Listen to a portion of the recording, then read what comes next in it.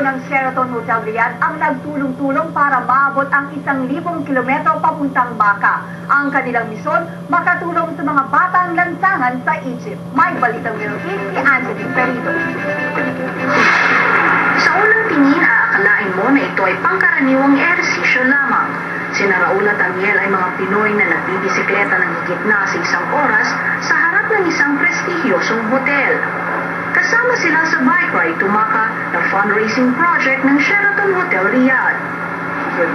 Target bunuin ng proyektong Bike Ride Tumaca ang 1,000-kilometer run ng pinagsama-samang distansya ng mga empleyado ng hotel na kalahok sa proyekto. Ang bawat donasyon na ibibigay ay tutumbasan ng pagbisikleta ng mga empleyado sa harap ng hotel. I-forward ko directly sa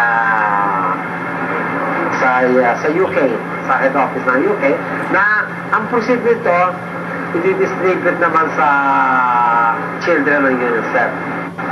Kaya naman hindi hinda ng mga nakilahok sa proyektong ito ang init at pagod. Maraming mga sumali dito, mga nagsakripisyo. Padaya ko sana ako doon. Sa 1 oras, 31 kilometer, 0.11. Nakakatagal ng pagod, siyempre. Paano? Ang pakiramdam kasi ng sumali sa okasyon na ganito ay maliban doon sa pangkalusugang parte ng sa pangkalusugang punto na magkano sa pakiramdam na nakatulong ka pa sa kapwa mo na alam mo may patutunguhan yung ginagawa mo. Ngayon, Pinaunahan ni Carlos Oliero, training manager ng Sheraton Riyadh, ang proyektong ito bilang kinatuwang UNICEF Ambassador for Sheraton.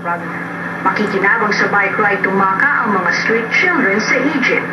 instead na talagang magdadrive sa Mecca, pinano lang namin sa stationary. Sa buwan ng Ramadan, naramdaman rin ng ating mga kababaeng Pinoy ang pakikisa sa pag-aayuno ng mga kapatid nating Muslim. Bilang isang Kristyano nga, na alam naman natin na hindi tayo makakarating sa lugar na yon, naabot namin ang kilometro ngayon, ito ay masasabi natin isang napakahalagang pagpapahayag ng pagtulong at para na rin kami nakarating sa Makkah. Nagbabalita sa Middle East, Angelique Perito, Riyadh, Saudi Arabia.